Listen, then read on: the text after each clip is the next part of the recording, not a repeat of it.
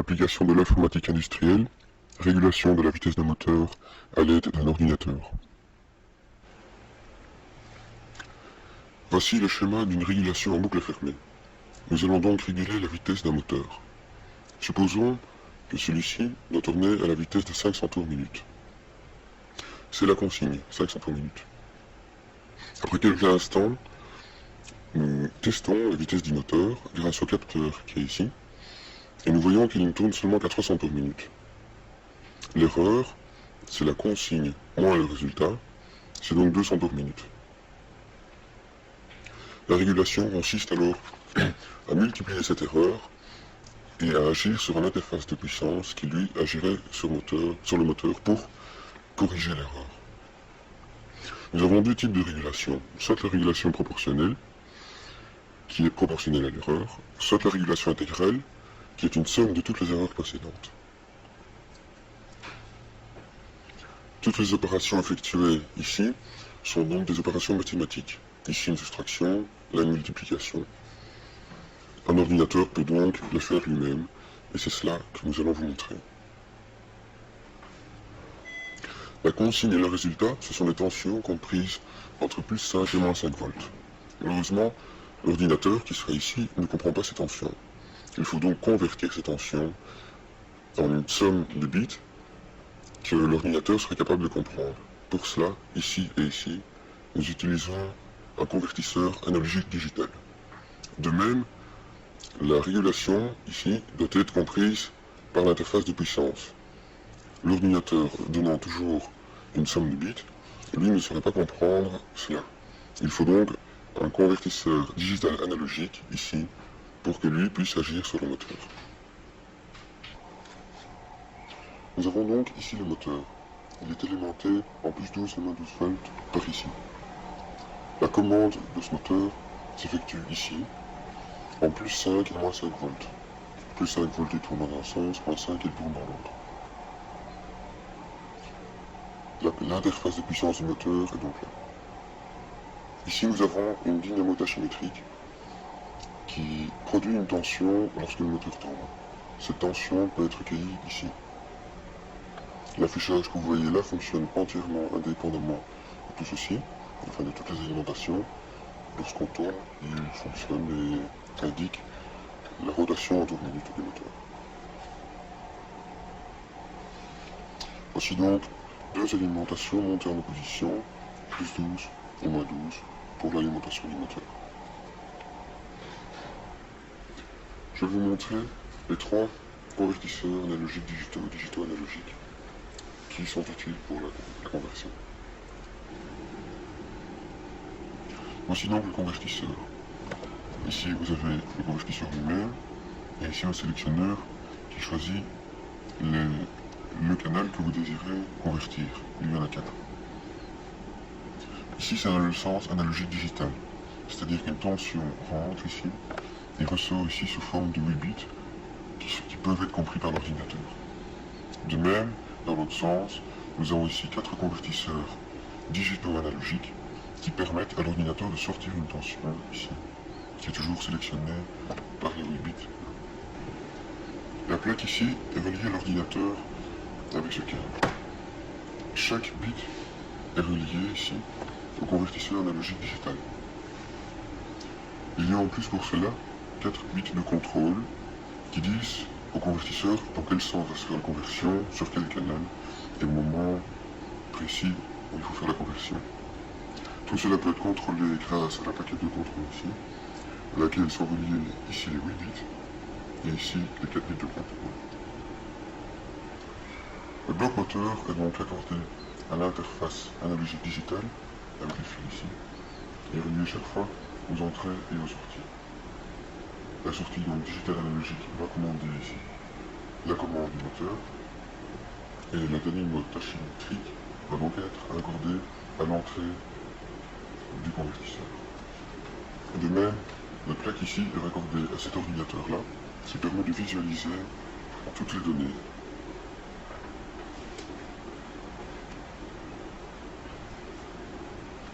L'ordinateur analyse donc les différents points du schéma. Nous avons l'action ici, qui est symbolisée en rouge. La consigne est symbolisée en mauve. Et le résultat, ici, est symbolisé en jaune. Voici le générateur qui dictera la consigne. Nous pouvons voir sur l'oscilloscope exactement qu'il sort une tension carrée. Le point 0 est ici. Et lorsque nous voyons la tension carrée, nous pourrons voir qu'il ne suit pas sur le point 0, car nous avons augmenté la tension. Sur l'autre canal, nous avons une tension nulle qui correspond à la vitesse fournie par le moteur.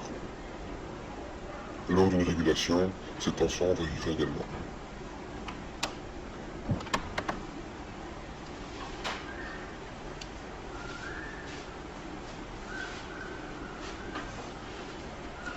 L'ordinateur qui contient le programme de régulation, c'est donc celui-là, qui agira alors sur le convertisseur en fonction du moteur. Je vais démarrer une régulation en fonction du générateur de fréquence.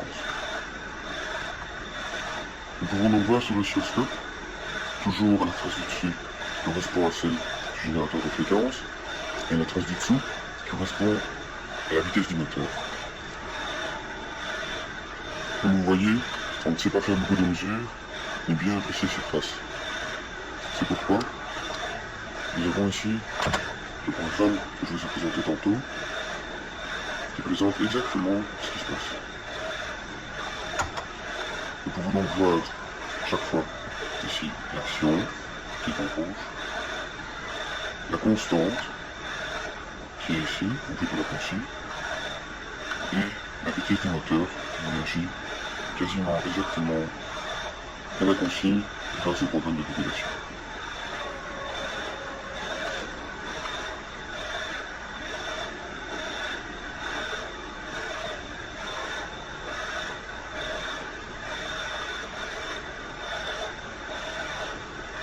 Le diode ici nous montre que le convertisseur est encore un travail de conversation et continuative. Chaque fois, c'est une mesure qui passe ici. Et là, c'est la conversion qui se fait dans la version suivante.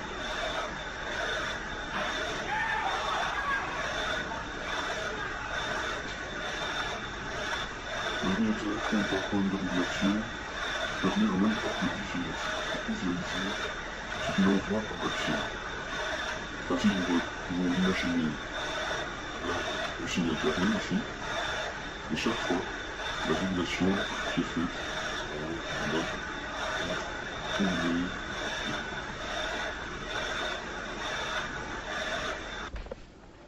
Je vais vous montrer maintenant comment réaliser une régulation par programme avec un ordinateur.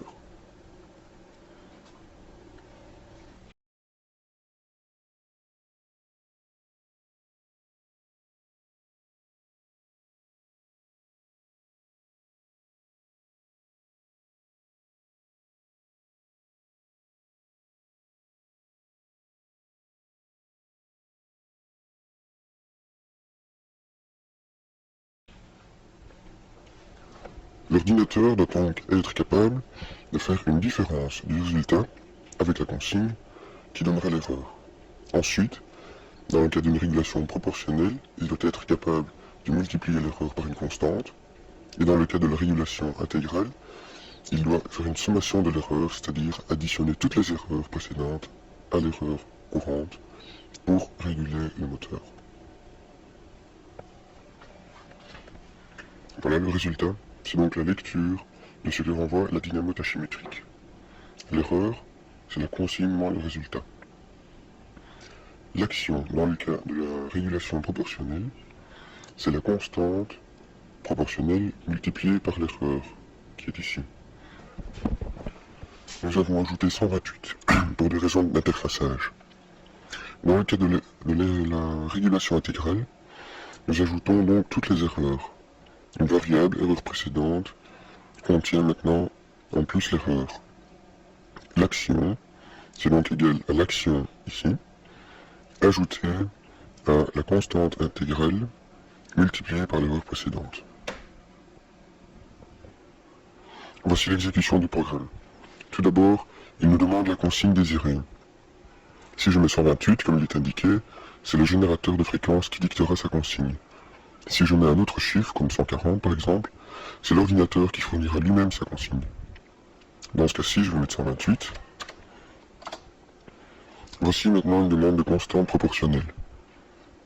C'est la constante de régulation dont l'ordinateur va tenir compte pour faire sa régulation.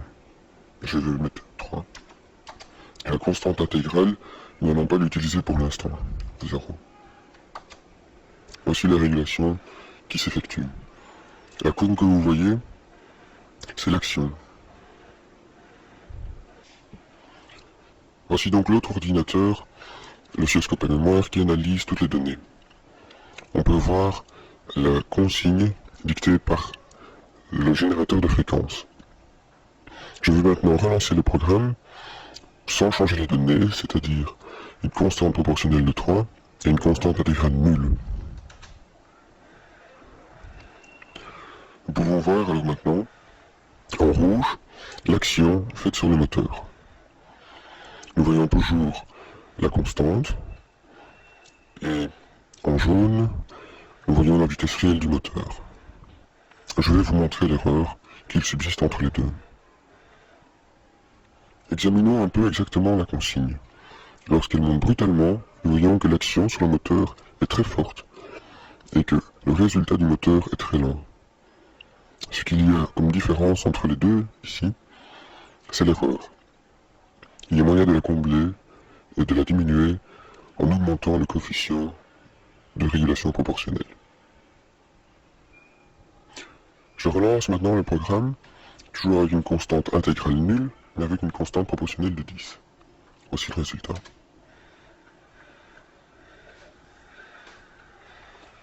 On peut donc voir que l'erreur a diminué. L'action est encore bien plus forte lorsque le générateur monte, mais l'erreur permanente a bien diminué, ici et surtout ici. Nous allons maintenant effectuer une régulation avec une intégrale pure, sans proportionnelle. Pour bien vous montrer cela, nous avons dû diminuer la fréquence du générateur. Je lance le programme.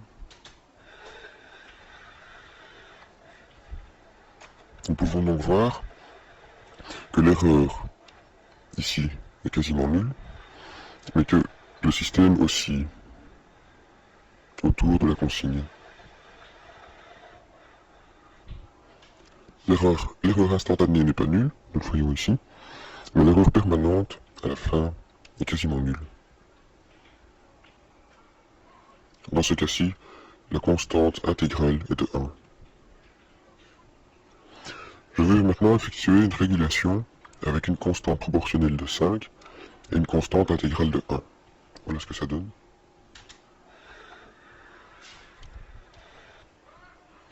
Nous pouvons constater que l'erreur permanente est tout à fait nulle, mais que à chaque changement, il y a une oscillation qui n'a rien à voir avec la consigne. On peut diminuer cette erreur en diminuant la constante intégrale. Je vais maintenant la mettre à 0,5, elle était à 1 avant. La constante proportionnelle ne change pas, soit 5.